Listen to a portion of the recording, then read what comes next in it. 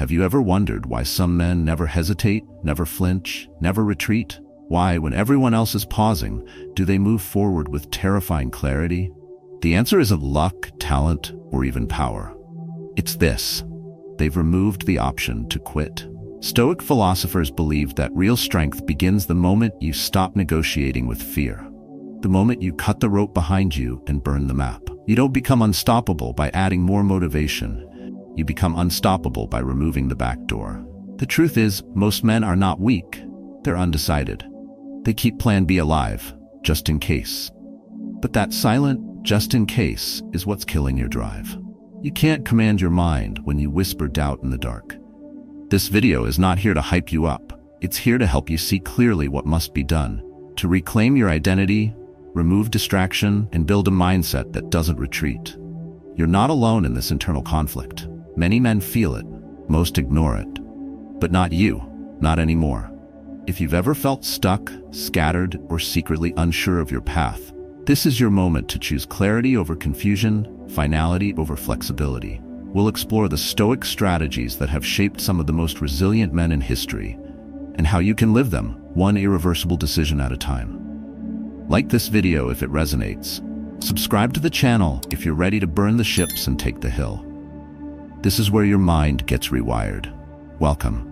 1. The subconscious obeys finality, not confusion. He doesn't hesitate. He doesn't revisit the decision once it's made. He moves like someone who has already chosen. You can see it in how he walks, how he speaks, and how he doesn't explain himself. His strength isn't loud. It's silent, deliberate. That kind of clarity isn't born from motivation. It's the product of mental discipline trained over the years. He doesn't carry backup plans. He doesn't prepare for failure. He simply acts like the outcome is already inevitable. At the heart of every truly unstoppable man is a single unshakable trait: finality. And what most people don't understand is that finality isn't the absence of options. It's the removal of permission to reconsider. The subconscious mind does not thrive on flexibility. It thrives on order. It obeys direction. It requires clarity like lungs require air. If you leave even one exit unlocked, your subconscious will notice. It will hold back just enough energy, just enough focus, just enough belief to keep failure quietly alive in the background. This is where most men lose their edge. Not because they lack talent, not because they don't want it enough, but because they never fully committed. Every time you say, "I'll try," or "let's see how it goes," you're sending mixed signals to the most powerful force you have, your own mind. And a mind confused by its own commander will never lead you anywhere worth going. In Stoic philosophy, clarity is a virtue. Marcus Aurelius didn't ask if he should lead during the plague or war. He led because it was required. He saw action not as something to weigh endlessly, but as a function of reason aligned with duty. For the Stoics, mental strength didn't come from certainty in outcome, but from certainty in purpose. The mind must be given a singular instruction. This is what we do, and nothing else. Picture a man waking up at 5 a.m., not because he enjoys the hour, but because he has given himself the command to build something that matters. His body moves before his thoughts catch up. His routine isn't exciting, it's enforced. He doesn't negotiate with the alarm clock. And by doing this long enough, day after day, he begins to build an identity that no longer requires external push. His mind no longer debates direction, it follows it. Most men sabotage themselves with phrases that seem harmless. "I hope this works. If not, I'll figure something else out." These are not strategies, they are exit signs, and the subconscious sees them for exactly what they are: permission to retreat when pressure shows up. Over time, this softens the edge of your will. You move more slowly, you hesitate more, you become addicted to checking instead of committing. The mind loses its structure, and confusion takes command. A Stoic does not speak in maybe, he speaks in must.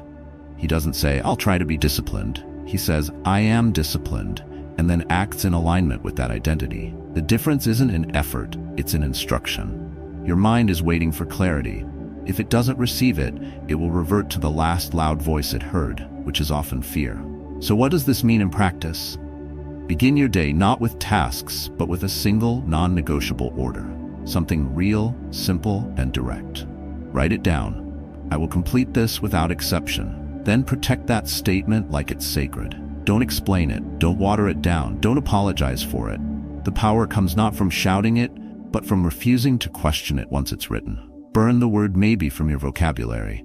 Replace I hope with I choose. Replace I'll try with I do. The man who reclaims command over his own mind doesn't need motivation. He doesn't need perfect timing. He needs only a clear instruction and the discipline to enforce it. From now on, let every decision carry weight. Let every sentence be clean. Let every step be unflinching. Your mind, when led with clarity, becomes something no setback can shake. When it obeys one voice, it no longer listens to fear. That is how unstoppable men are built, not with more noise, but with fewer doubts. 2. Burn the ships. Commitment over comfort. Some men don't return because they never left themselves a way back.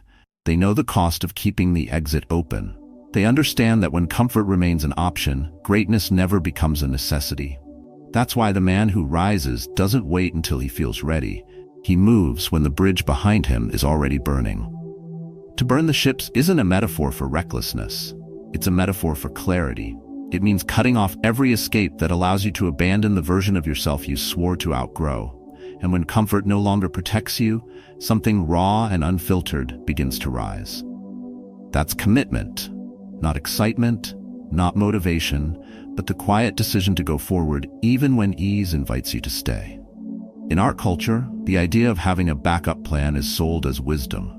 We're told to diversify our focus, hedge our bets, and never put everything in one place. But that advice, while seemingly practical, often becomes a disguised permission to remain undecided. When your identity is split between your mission and your safety net, your energy will always leak toward the softer option. Now imagine this. A craftsman building a boat on a quiet dock, alone at dawn. The water's cold, the wind cuts, but the work continues, every morning without fail. He's not trying different hobbies to see which one sticks. He's building because the sea is waiting, and there is no other way to cross. The tools are simple, but the decision is final. He does not need a guarantee. He needs no applause, only wood, steel, and the discipline to finish. Stoic philosophy speaks to this kind of man. Epictetus asked, "How long will you wait before you demand the best for yourself?" He didn't mean waiting for an opportunity. He meant demanding the best by choosing it once and closing every door behind it. To a Stoic, discomfort is not a sign of danger. It's a signal that you're finally standing where growth happens. They believe strength is not built by preparing for retreat, but by stepping where only courage can carry you. This is where most people stop. They say, what if it fails? They keep just enough of their old life intact, just in case. But in doing so, they dilute their own authority. Your mind can't give you power when you haven't made the path irreversible. Burning the ships means deciding that your old excuses no longer get to travel with you, that the softer version of you has no seat on this next journey. Action demands weight, and weight comes from cutting the rope, not holding it. When you wake up tomorrow, don't just write a to-do list. Write a decision, something that pushes against the walls of your comfort. Then follow it without consulting your feelings. Every time you act with no escape, the muscle of your will grows sharper. Your identity begins to shift, not because the work gets easier, but because your exit strategy no longer whispers in your mind. The truth most men avoid is simple. They want change, but they also want comfort, and you don't get both. The Stoics knew this. That's why they practiced voluntary discomfort. They exposed themselves to cold hunger and simplicity, not to suffer, but to remind the body who was in command. They burned the ships by removing the idea that pleasure equals progress. Today, burning the ships might mean deleting the plan B you keep revisiting, quitting the job you're only half present in, or committing to the path that scares you because it exposes who you really are. It doesn't require fireworks.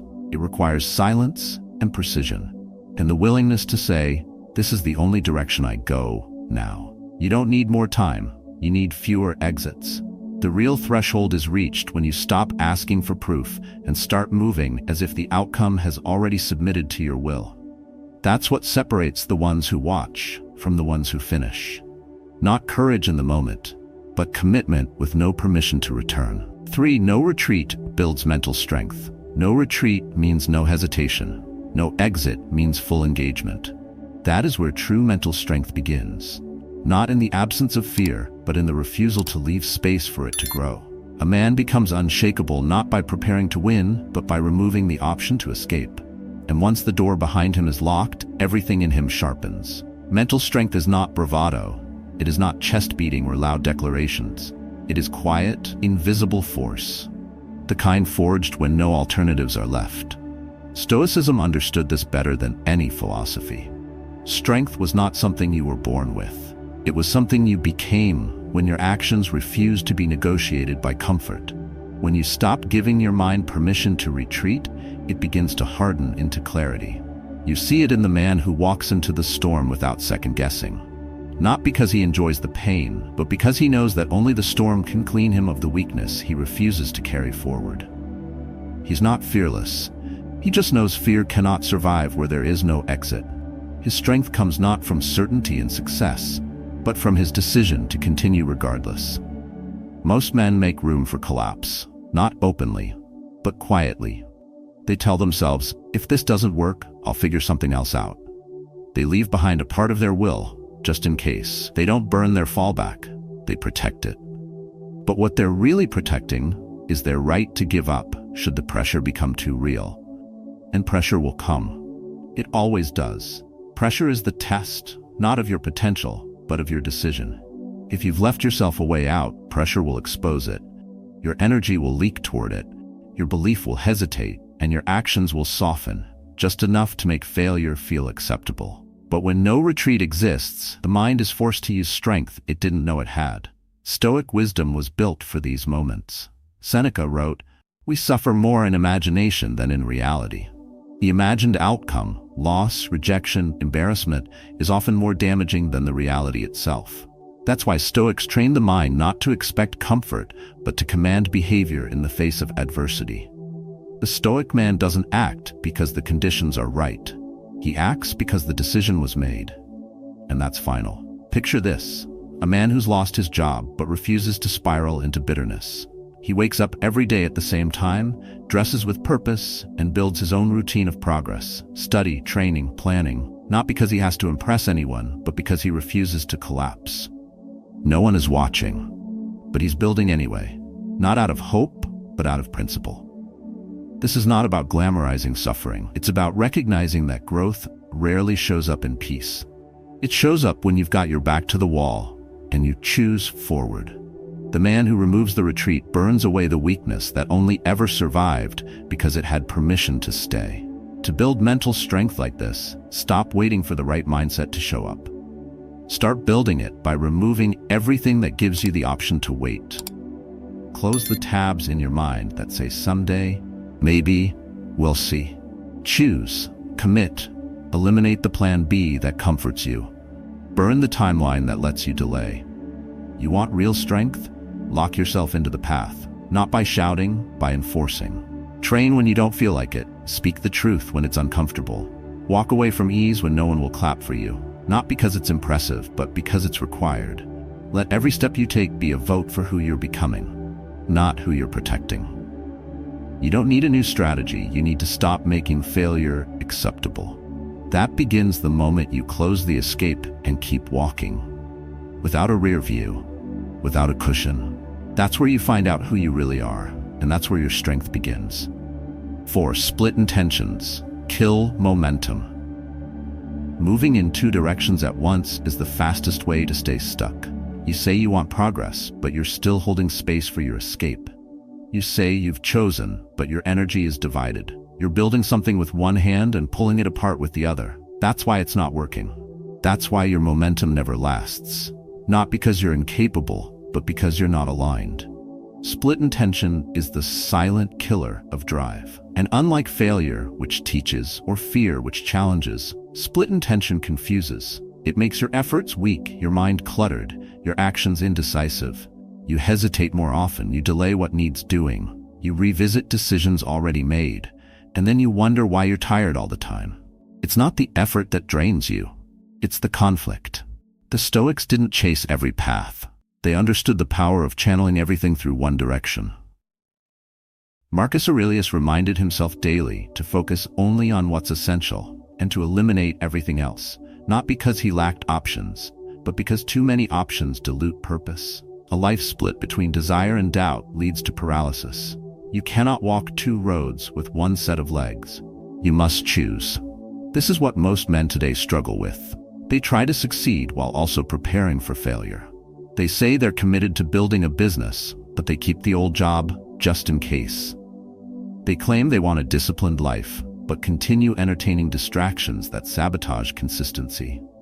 They want transformation, but they refuse to let go of the identity that's slowly dying. You can't build a new self while protecting the old one. Now imagine a man waking up every morning at 4:30 a.m., not because he's a morning person, but because he's committed to changing the architecture of his habits. His phone is on airplane mode. He doesn't check it until after he's trained, journaled, and moved his body. He's not living two identities. He's not half invested. He's all in. And that's what makes his routines stick. Not perfection, not willpower, alignment. In the Stoic sense, this is what they call inner harmony. Your reason, your action, your word, all in agreement. That's where momentum is born, not from doing more, but from removing the friction caused by contradiction. When your internal dialogue matches your external behavior, energy flows freely. No leak, no delay, no second guessing. The mind, like a soldier, follows orders, but only when those orders are clear. If your intention is "I'll try," your subconscious hears indecision. If it's "I'll do it unless it's hard," your subconscious hears retreat. But if your command is final, your actions follow. Your body moves without emotional debate. You stop wondering and you begin walking. Most people don't suffer from a lack of goals. They suffer from a lack of unity. They set a vision, then sabotage it by allowing exceptions. And those exceptions multiply until the goal becomes optional. That's why clarity beats ambition. That's why focus beats intensity. Because consistency is not a feeling. It's the result of singular focus. To correct this, begin with one brutally honest question. Where in your life are you saying one thing but doing another? Don't fix the surface, fix the split. Choose what matters. Then eliminate the false commitments, the maybe promises, the just-in-case narratives. Stop writing multiple scripts for your life and expecting a coherent story. And when you've chosen, speak differently. Act differently. Structure your day like your direction is permanent. Give your energy nowhere else to go. Momentum builds when the full force of your time, your thoughts, and your habits face one way and one way only. That's the edge you've been missing. Not another tactic, not another mindset hack, just one quiet, final decision to unify. When you stop feeding both the dream and the doubt, one of them dies, and the one that lives becomes unstoppable. 5. No plan B is not motivation, it's identity. No plan B is not a strategy. It is not a mindset trick, it's identity. It's the line where you stop entertaining other versions of yourself and begin embodying the only one that matters, the one that finishes. Until you reach that line, you're still negotiating with doubt, with comfort, with the old life that never required your full strength. He doesn't keep options open. He doesn't browse alternatives late at night. He doesn't tell himself, "We'll see." He walks in one direction and burns everything else along the way. Not to prove anything, not to be seen, but because his identity has already shifted. The man who finishes does not wait for belief. He enforces it by refusing to fragment his attention. That is why he doesn't need motivation. He doesn't run on mood. He runs on alignment. To live without a plan B is to let your present actions be ruled by who you're becoming, not who you've been. The man who carries fallback plans is still loyal to the version of himself that retreats. And loyalty has weight. You can't serve two identities. You can't build the future while whispering back to your past that it's still an option. Stoic philosophy calls this living in accordance with logos, your highest reason, your clearest principle. When Epictetus said, "First say to yourself what you would be, and then do what you have to do," he wasn't offering a motivational quote. He was issuing an identity command. You don't become disciplined by doing disciplined things.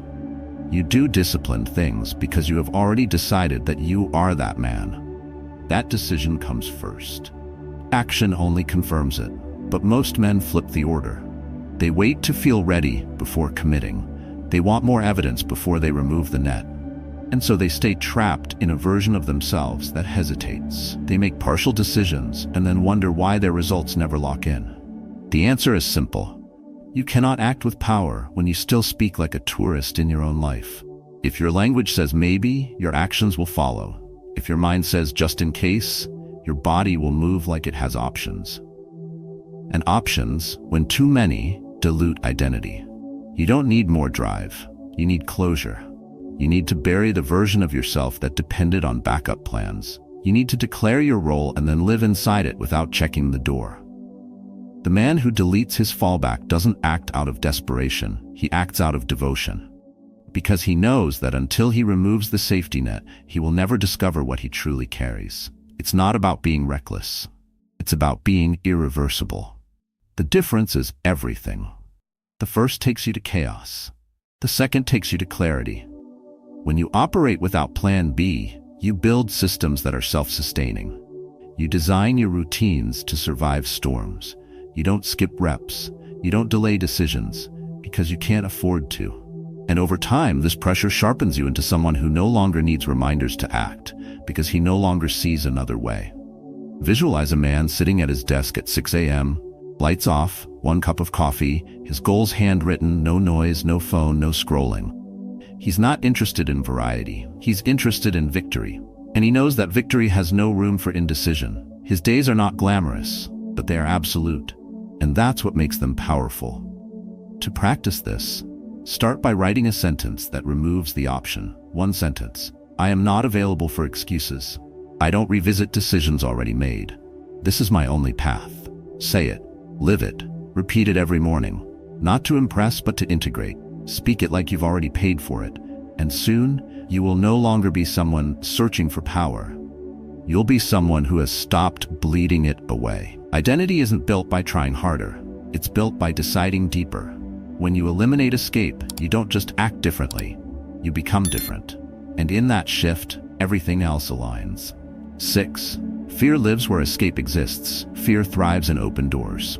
Not in the obvious kind, but the ones we quietly leave cracked, just in case. The truth most avoid is that fear doesn't require violence to win. It only needs a back door. It only needs you to say, if this doesn't work, I'll try something else. That sentence doesn't sound like fear. But it is. That is how it survives. That is how it multiplies. A man begins to rise the moment he removes the path of retreat. Not because the pressure goes away, but because the pressure becomes pure. When you cut the line that leads back to safety, fear loses its leverage. It has nothing left to bargain with. It cannot trap a man who no longer runs. Fear in its true form is not the loud panic most think of. It's quiet. It hides behind logic. It serves as a caution. It uses words like smart, prudent, and prepared. But in truth, it's the architecture of hesitation. It's the well-designed delay, and it lives in your mind as long as you offer it a room. Stoicism never promised fear would disappear, but it taught that fear cannot exist where control begins. And control begins when you stop building exits. Epictetus never spoke of mastering outcomes, only mastering self-command. His core belief was simple. You cannot always control what happens, but you can always control your response. But here's what's often missed. Your response begins long before the moment of impact.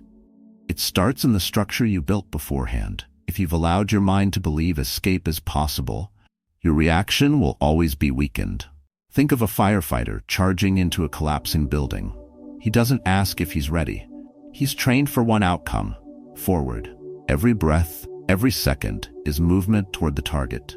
He's not negotiating with risk. He already closed that conversation. That's why he moves when others freeze. Not because he's fearless, but because fear has nowhere left to live. Now bring it back to your own life. Look at the decisions you've postponed, not because you're incapable, but because you've left room for later. You've said, when things calm down. You've said, when I feel more prepared. That's fear using your own voice. That's fear reminding you that the door is still open. And the longer you leave it open, the more comfortable you get with the idea of standing still. To act like a Stoic is not to eliminate fear, it's to rob it of shelter, to remove the conditions that give it breath. You don't fight fear by shouting at it. You dissolve it by shutting down the systems that keep it alive. Second guessing, soft timelines, half decisions. A Stoic burns the ship not for drama, but for clarity. Because when retreat no longer exists, your energy has only one direction. You don't build courage by feeling brave. You build it by eliminating escape. Start with one area of your life where you've left the back door unlocked. It could be the second job you keep, just in case your business fails. The relationship you never really end. The habit you say you'll fix after things settle. Find it, circle it, then close it. When you do that, something begins to shift. Your thoughts tighten, your senses sharpen. Your commitment hardens, and suddenly the decision you kept avoiding no longer feels overwhelming. It feels necessary, because now it has no rival. Fear isn't defeated in one grand battle. It dies in silence over time as you starve it of exits. The man who becomes truly dangerous is not the one who acts with arrogance, but the one who acts with finality. Not the one who shouts with confidence, but the one who no longer checks for escape. To live like this, you don't need more time. You need fewer options. You need to stop preparing for collapse and start eliminating the conditions that cause it. Because the moment you remove the exit, your mind stops asking for relief and starts looking for resolve. And that's when fear begins to fade. Not because you fought it, but because you stopped feeding it. 7. Real decision is real power. A decision is not a thought, it's not a preference, it's not a possibility you revisit later when the pressure fades. A real decision is final. It draws a hard line through your hesitation and tells your life which direction to go. That kind of decision carries weight, not because you feel good about it, but because you've removed the option to reverse it. Real power begins where retreat ends. He doesn't ask again. He doesn't circle back for second opinions. He doesn't explain why he chose what he chose. He simply moves. That's not arrogance. That's alignment. And it's rare. Most men today confuse flexibility with freedom. They call it keeping options open. But freedom without direction is drift. The man who chooses completely and without return gains something far more valuable than choice. He gains force. In Stoic philosophy, decision is sacred. It's not emotional. It's structural. Seneca wrote, "A man who suffers before it is necessary suffers more than is necessary." When you delay decisions, you don't buy time. You buy anxiety. You stretch the weight of the unknown across too many days. And in doing so, you weaken your ability to act with strength when it matters most. Think about it. The leader who doesn't hesitate becomes the compass for others. Not because he's always right, but because he's clear. Henry Ford built an empire, not by knowing more, but by refusing to be moved by external noise. He made one decision, held it, and built systems around it. That's how his mind became magnetic. Not because he had more information, but because he had less confusion. Now look at your own life. How many things are you still deciding? How many areas have you told yourself not yet, but revisit every other day with the same doubt? That's not evaluation. That's erosion. You're burning energy not in pursuit of clarity, but in avoidance of responsibility. And the longer you wait, the heavier it becomes. Not because the task got harder, but because you let the indecision rot your strength. A real decision is not about confidence. It's about command. You make it, and then you adjust everything else to follow it. You don't ask your feelings for permission. You don't wait for motivation to back you up. You move. Then you correct in motion. Stoic men didn't pray for perfect conditions. They made the conditions irrelevant by choosing ahead of time who they would be inside them. Picture a man staring at a blank whiteboard. He's tried to launch a business for years. He knows what he wants to build, but he keeps waiting. Perfect name, perfect plan, perfect time. And it never arrives. Then one day he deletes the entire list of ideas, writes one phrase in the middle of that board. "I will finish what I start." And then he begins. No more questions, no more drafts, just movement, enforced daily. That's what a real decision looks like. It doesn't require shouting. It doesn't beg for validation. It just moves forward with such intensity that everything around it has to adjust. When you live like that, the world no longer drags you. It starts reacting to you. Not because you're better, but because you've stopped being unsure. To practice this, take one unresolved decision you've carried for too long. Set a timer for 5 minutes. Make the call. Not by how you feel, but by who you've committed to becoming. Write it down, and from that moment, act like the decision cannot be undone. Structure your time, speech, and behavior around it. Let it be final. Let it be enforced. Let it reshape you. Power doesn't come from knowing what to do. It comes from finally deciding that you're done asking. When you reach that point, everything inside you begins to shift. Not because the road got easier, but because you no longer entertain another one. That's how clarity becomes muscle. That's how men become unstoppable. 8. Speech shapes subconscious power. Words build structure. They don't just communicate ideas, they issue orders to the subconscious. And those orders shape identity, behavior, and belief. That's why every unstoppable man watches his language like a weapon, because he knows it doesn't take a loud voice to lose your edge. It only takes soft words, spoken too often. You hear it everywhere. I hope this works. Let's try and see. Maybe next time. These phrases don't sound harmful, but they carry hesitation. And hesitation is contagious, not just to others, but to your own mind. The subconscious doesn't obey intentions, it obeys clarity. And when your words signal doubt, your mind adjusts its energy accordingly. It slows down, it holds back, it softens its fire. Not because it wants to quit, but because you gave it permission. The man who moves with force never speaks like he's waiting. He speaks as if it's already decided. Not because he's arrogant, but because his speech follows his identity. He doesn't say, I'll try to be disciplined. He says, I train every day. He doesn't say, I'm working on it. He says, I'm doing it now. This is not motivational fluff, it's functional psychology. You don't build confidence through hype. You build it by removing verbal confusion from your mental environment. In Stoicism, this principle runs deep. Marcus Aurelius wrote daily not to be eloquent, but to command his mind. He spoke to himself in brief, strong, clear language. Not for others to read, but to eliminate the fog.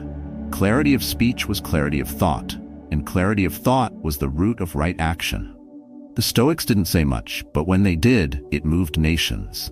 Because each sentence was weighted with finality, not fluff.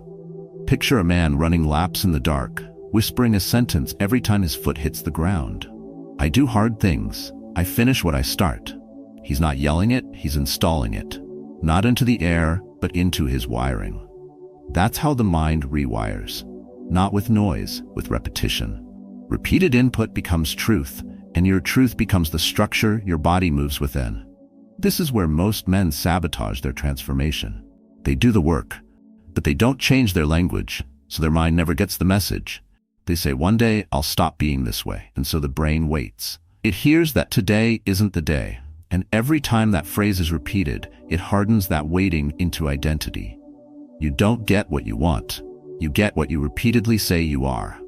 That's why you must start speaking as if the version of you you're becoming has already taken control. Stop announcing your uncertainty like a disclaimer. Stop narrating your fears out loud. You're not required to broadcast your doubts. To be honest. Honesty isn't vulnerability without filter. It's precision without illusion. Say only what builds. Say only what aligns. Say only what supports the structure you are stepping into. To put this into action, audit your vocabulary for the next 24 hours. Don't fix anything, just observe. Write down every time you say, I'll try, maybe, hopefully, or I don't know. At the end of the day, cross each phrase out. Next to it, write its replacement. One that's simple, clear, non-negotiable. Turn I'll try to wake up early into I get up at 5. Turn I want to be more focused into I train my focus daily. It may feel like a lie at first. That's because your identity hasn't caught up yet. But the subconscious doesn't care about how you feel. It cares about what you repeat. And once you repeat it long enough, it obeys. You move differently. You think cleaner. You stop offering disclaimers for your effort. Because you've stopped weakening your commands. Speech isn't filler, it's formation. And the man who watches his words closely will find that his mind follows. Not because he shouted, but because he stopped whispering defeat into the system. That's how power is installed, quietly, repeatedly, precisely.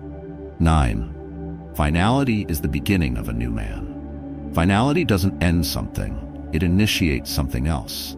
The moment you stop leaving things open, you stop being who you were. You don't just change your habits, you shed an entire identity. And that shedding doesn't happen through motivation or planning. It happens when you eliminate the option of becoming anyone but the version you've already chosen to become. This is not a mindset. It's a point of no return. The line you draw, not to try harder, but to never again look back. A man who steps into this space doesn't just act differently, he sees differently. He speaks, moves, and chooses like someone who no longer asks for clarity because he already gave it to himself. You recognize him not by how loud he is, but by how final he is. His decisions don't echo with uncertainty. They land with weight because they're already complete. In Stoicism, this is the core of prohairesis, the rational will made visible. Seneca didn't say to hope for growth. He said to decide as if today is the whole of life. You act not for a reward, not for attention, but because your standard has been reset and you've sworn not to drop beneath it. That kind of commitment doesn't happen when you feel ready. It happens when you close the doors you've left open to weakness. Most people never reach finality because they confuse effort with transformation. They keep trying, adjusting, revising, thinking if they just tweak one more thing, they'll get it right. But transformation doesn't come from more effort. It comes from total direction, from locking into a version of yourself so tightly that every move you make supports that identity or gets removed. Picture a man who's been dragging a goal behind him for years. He journals, he reads, he plans. But every day, he reopens the decision. Every week, he revisits whether he really wants it. Then one morning, without drama or announcement, he erases everything that doesn't lead to that outcome. Apps, habits, relationships, excuses, all cut. Not because he's angry, but because he's done negotiating. That's when transformation begins. Not when you start moving faster, but when you stop allowing backward motion. This kind of finality isn't harsh. It's clean. It doesn't scream. It simplifies. And that's what makes it dangerous. You don't waste energy juggling choices. You don't waste hours thinking about what if. You act, and everything in your life must now submit to the version of you who no longer offers compromise. Stoic philosophy teaches this not by emotion, but by architecture. Build your life like a fortress. No unnecessary doorways, no weak hinges, no entry for the past self you already buried. Finality is the foundation of that structure. You can't build strength if you're still designing escape routes. If you want to apply this, stop asking what you should start doing. Ask what you need to stop reopening. Which decision needs to be sealed now, not with fanfare, but with structure. Block the path, delete the file, end the story. Do it not because it's easy, but because your mind is watching. It knows when you're serious. It knows when the door is still cracked. Once you reach finality, urgency changes. It stops being frantic. It becomes sharp, focused, silent. You no longer wait to feel like the new version of yourself. You behave like him until reality has no choice but to agree. You are no longer building slowly. You are becoming swiftly. That's how the new man emerges. Not with a spark, but with a lock. You lock in your decisions, your routines, your standards, and from that locked gate, clarity rises. You know what to do because you've eliminated everything that doesn't belong. Finality doesn't restrict you. It releases you, because now the only way forward is through. The mind becomes powerful not when it's loud, but when it's clear. What you've heard today is not a call for motivation, it's a challenge to remove confusion. The Stoic path doesn't ask for hype, it asks for finality. A man becomes unstoppable not by doing more, but by deciding deeper. When you burn the ships, close the doors, and eliminate the retreat, you begin to see who you are without safety nets. That clarity is where strength begins. Stoicism teaches us that power is not something you gain, it's something you unlock by removing what weakens you. Indecision, fallback, doubt, and soft exits. The real transformation begins when you stop living as if there's time to revisit your identity. Decide once, then act as if that decision is the law. Speak with purpose, move without retreat, discipline your focus, the rest will follow. Start today with one commitment. Not big, not loud. Just one small act with no backup plan. Then repeat it tomorrow.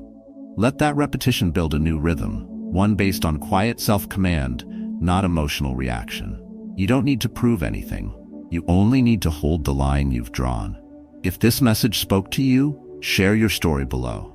Where did you once hesitate, and what decision changed everything? Let others learn from your moment of clarity. And never forget, no plan B isn't about recklessness. It's about alignment. It's about moving with such conviction that the world no longer questions your direction. because your actions already answered. That is the essence of an unstoppable man, and that is what you're training to become, one final decision at a time.